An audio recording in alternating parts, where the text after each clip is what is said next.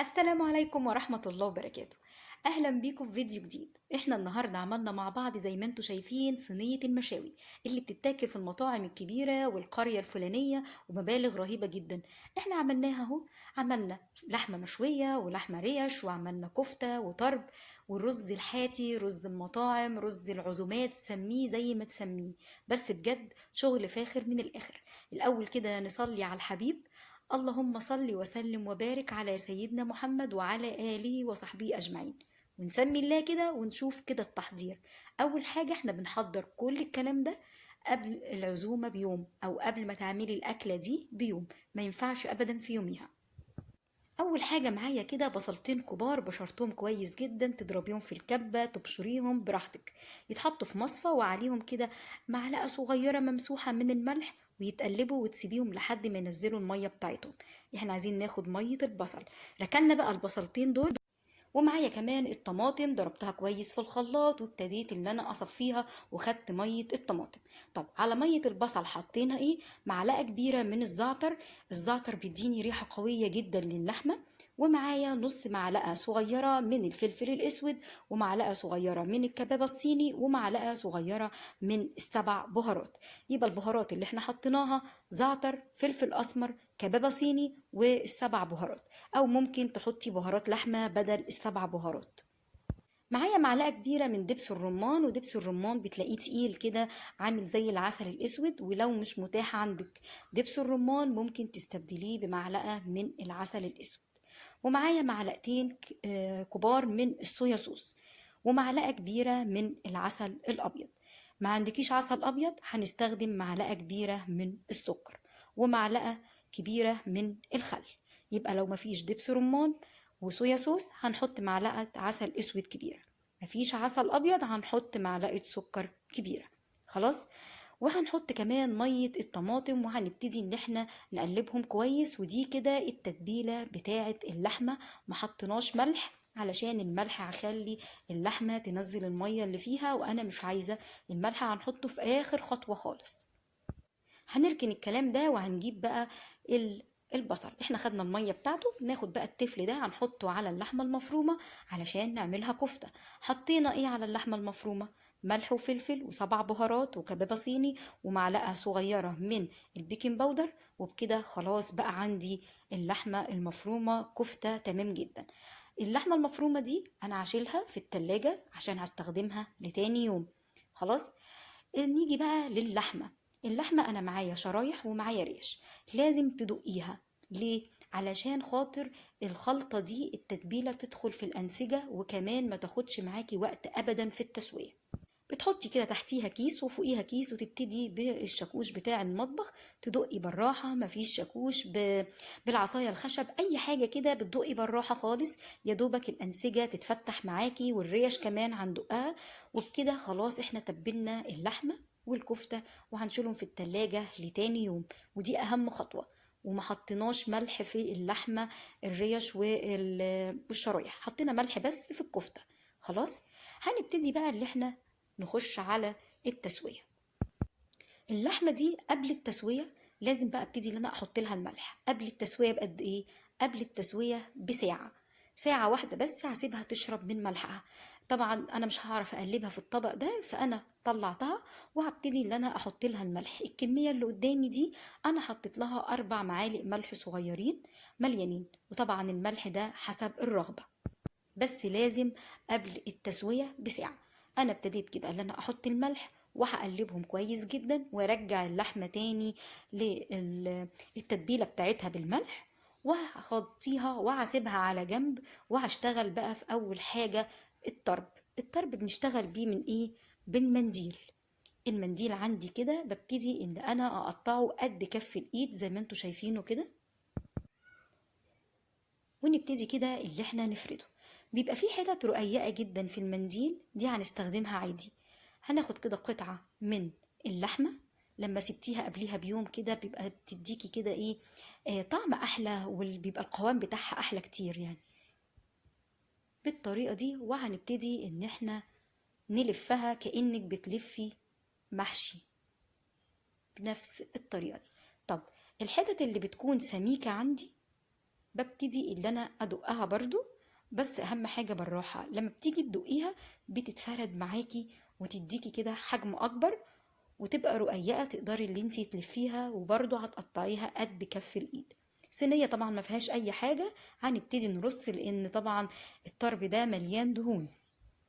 ابص بقى الحتت اللي بتكون سميكة بنبتدي ان احنا ندقها بالراحة كده، بتدق معاكي. خلاص. المنديل ده طبعا بنغسله كويس برضو من قبليها بيوم، اغسليه، دقيه، قطعيه برضو كده على قد كف الايد، وحطيه في المصفى في التلاجة. طب انا ما كنتش ناويه ان انا اعمل كفته، فضلت حته لحمه عندي، انا طبعا عادي انا عاملاها كفته. هو الطرب عباره عن كفته وبنحشي بيها المنديل، هنصبحها بقى نعملها كور زي ما احنا عايزين كفته. دلوقتي كده هنحطها في الصينية، الفرن شغال على درجة حرارة 180. هدخل الصينية دي كده على الرف اللي في النص، ومولعة الفرن من تحت بس. هي هياخد وقتها كده وهتلاقيها استوت وبقت محمرة من فوق ومن تحت، مش هتحتاج معاكي شواية، ولو احتاجت هيبقى حاجة بسيطة جدا.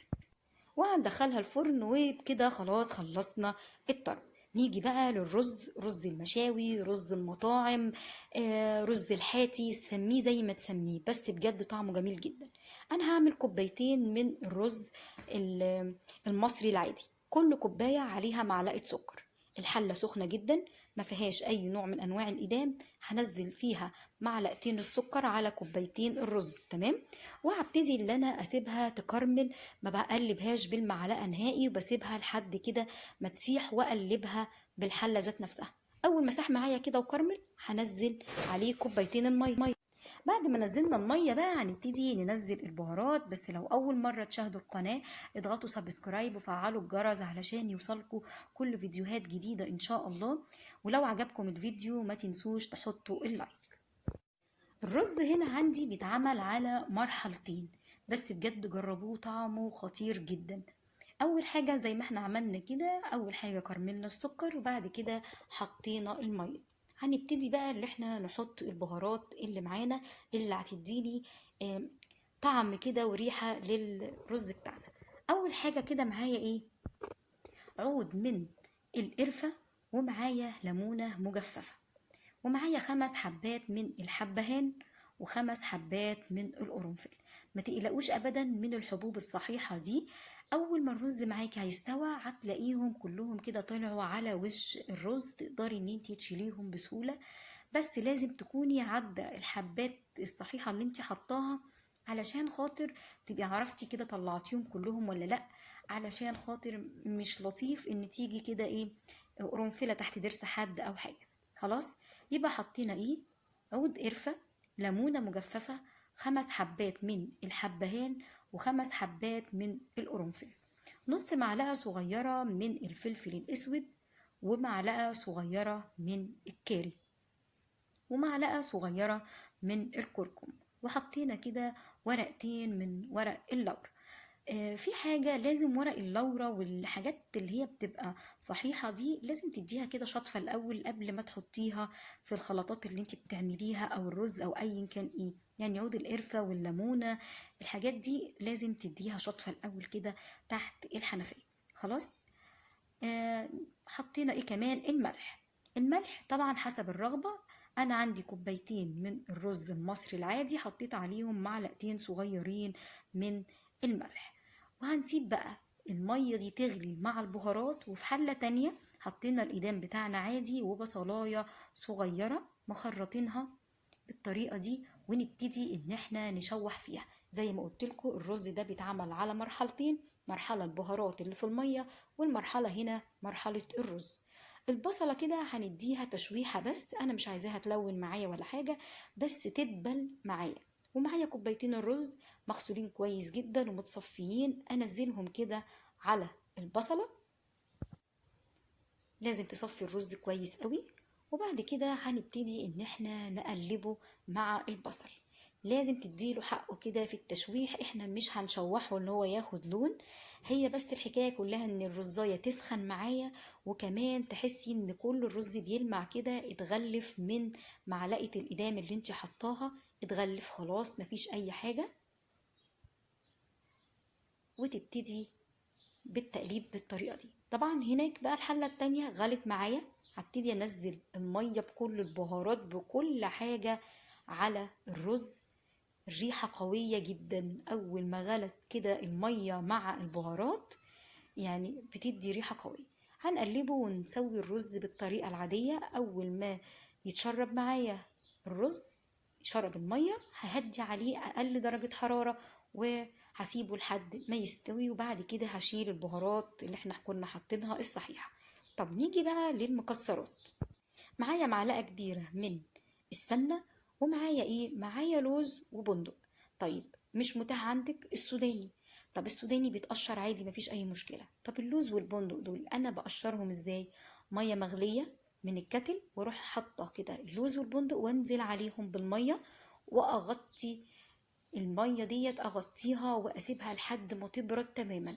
اول ما تبرد هنزل اطلع كده البندقة او اللوزة، هتلاقي القشرة بتاعتها بتطلع بكل سهولة، وتفصليهم كده على 2 بالسكينة بسهولة. وهنبتدي بقى اللي احنا نحمرهم في معلقة السمنة. ولما تيجي تطلعيهم يكون على طبق مفرود، تحطي كده ورقة منديل، او ورق اللي هو الورق بتاع المطبخ او مناديل المطبخ اللي يريحك، وتفردي عليهم المكسرات، ما تحطهاش فوق بعضها، حبة حبة وتطلعي كده وتفردي. بس اخدت معايا اللون ده كده، اللون البامبي الهادي، ابتدي ان انا اطلعها وافردها في الصينية وتحتيها منديل من مناديل المطبخ. طبعا انا كان عندي شوية بندق ولوز فاضلين من رمضان فاستخدمتهم، مفيش السوداني هيقضي نفس الغرض. في نفس معلقة السمنة اللي موجودة اهي هنزل بقى هنزل الزبيب، وهديله اهم حاجة وانا جاية احمر المكسرات والزبيب، النار هادية جدا جدا جدا، على اقل درجة حرارة، على نفس النار بتاعة تسوية الرز. خلاص، هعرف منين ان الزبيب استوى معايا؟ تلاقيها كده بقت مقلبوزة كده واتنفخت كده وبقت مقلبزة، خلاص هو كده تمام. هتطلعيه برضو وتفرديه على مناديل المطبخ. حركة ان انتي المية السخنة مع اللوز والبندق بتسهلك بطريقة فظيعة ان انتي تقشريه بطريقة سهلة جدا، وتقدري تعملي الحركة دي برضو من بالليل، وان انتي يبقى متقشر معاكي على التحمير على طول. بصوا كده هتلاحظوا معايا ان ابتدى الزبيب يتنفخ معايا، هو ده، ما بياخدش لون ولا حاجة، بس هي بس تتنفخ كده. خلاص هنبتدي ان احنا نطلعها. وزي ما قلت لكم لازم مناديل مطبخ وتكون مفرودة، ما تحطيش الحاجة فوق بعضها، علشان خاطر بقى تديك الطعم الحلو وما تبقاش معجنة، وكمان المكسرات تديك القرمشة الحلوة. خلاص احنا كده خلاص خلصنا الرز وخلصنا الطرب. طب بالنسبة للحمة، اللحمة بقى معايا بقى صينية تيفال، طاسة جريل، ونبتدي ان احنا الصينية سخنة جدا ما فيهاش اي مادة دهنية، ننزل قطع اللحمة عليها تاخد صدمة، نقلبها الناحية التانية تاخد الصدمة الناحية التانية، وننزل من مية التتبيلة. وانت واقفة كده وتروحي يعني واقفة قدامها، هتروحي منزلة بقى مية مغلية من الكتل، ونبتدي ان احنا اول ما تغلي تغطيها وتهدي عليها النار لحد اللحمة معاكي ما تستوي. بعد ما بتستوى بتسيبيها في نفس الطاسة، هتاخد معاكي اللون بسرعة جدا من الصويا صوص ودبس الرمان، هتاخد معاكي اللون، والطماطم والفرح ده كله بصراحة هتاخد معاكي اللون سريع جدا. فأهم حاجة التسوية، المية بتاعت التتبيلة هتنزليها معاها، ومية مغلية شوية بشوية، ما تحطيش مية مغلية كتير، شوية بشوية. أول ما تلاقيها استوت خلاص انتهى. أنا كنت حاطة صينيتين تيفال والطاسة الجريل، بسوي في الصواني التيفال واخليها تاخد لون في الطاسة الجريل. طب نيجي بقى للتقديم. معايا بقى الصينية، الرز شلت منه الحبوب الصحيحة اللي كانت على الوش، اتشالت بسهولة جدا. ونبتدي بقى ان احنا ننزل الرز ده، ونبتدي ان احنا نحط بقى المكسرات ونحط الزبيب. بصوا الزبيب الحاجة كلها كده علشان معمولة صح وبالراحة، واحدة واحدة، طالعة جميلة جدا. وهنبتدي بقى اللي احنا نرص اللحمة بتاعتنا والكفتة والطرب والريش. يا ريت تجربوها بنفس الطريقة، بجد الصينية كده حاجة تشرف لو انت عاملة عزومة جميلة جدا. الرز ريحته خطيرة، الريحة يعني الريحة بتتكلم قبل الطعم، الريحة جامدة والطعم رهيب. بجد جربوه بنفس الطريقة كده واحدة واحدة يطلع معاكي تحفة. وهنبتدي ان احنا نرص اللحمة معايا استوت كويس، لان زي ما قلت لكم انا عطيتها صدمة على الناحيتين الاول، وبعد كده نزلت عليها من مية التتبيلة ونزلت مية مغلية واحدة واحدة. بصوا اللون، ولا فحم ولا حاجة خالص. واحدة واحدة من المية، واغطي عليها واسيبها لحد ما الاقيها استوت تمام كويس قوي. بنبتدي بعد كده نروح حاطينها في الطاسة الجريل، الطاسة سخنة، بنزلها من غير ما اغطيها ولا حاجة. بتاخد معايا اللون ده، اقلبها الناحية التانية واخدة معايا اللون. حابة ريحة الفحم، ولعي فحماية كده وحطيها في النص، وتحطي معلقة من الزيت او حتة ليا، هتطلع معاكي ريحة. غطيها، الدنيا معاكي تمام. اللحمة استوت، الريش كمان بصوا لونها حلو، مش محروقة. انا بعاني من حتة الفحم لان ساعات الحاجة بتطلع نية واخدة لون، وساعات بتطلع محروقة ومن جوه بتبقى نية. لكن هنا انا اتأكدت ان هي استوت معايا، والمية لازم واحدة واحدة، والمية تكون مغلية. وبعد ما بتستوى معايا انا بسيبها كده على الجريل لحد ما تاخد لون، وبقلبها الناحية التانية تاخد اللون من الناحية التانية. الدنيا كده معايا تمام، متأكدة ان اللحمة استوت. الطرب استوى بقى جميل جدا وبسرعة. ومعايا الكفتة كمان اللي كانت مع الطرب استوت. والريش اهم حاجة عندي مش محروقة، واخدة لون حلو، وكمان مستوية كويس قوي. يا ريت تجربوها، وبألف هنا وشفا على اللي يجربها. والسلام عليكم ورحمة الله وبركاته.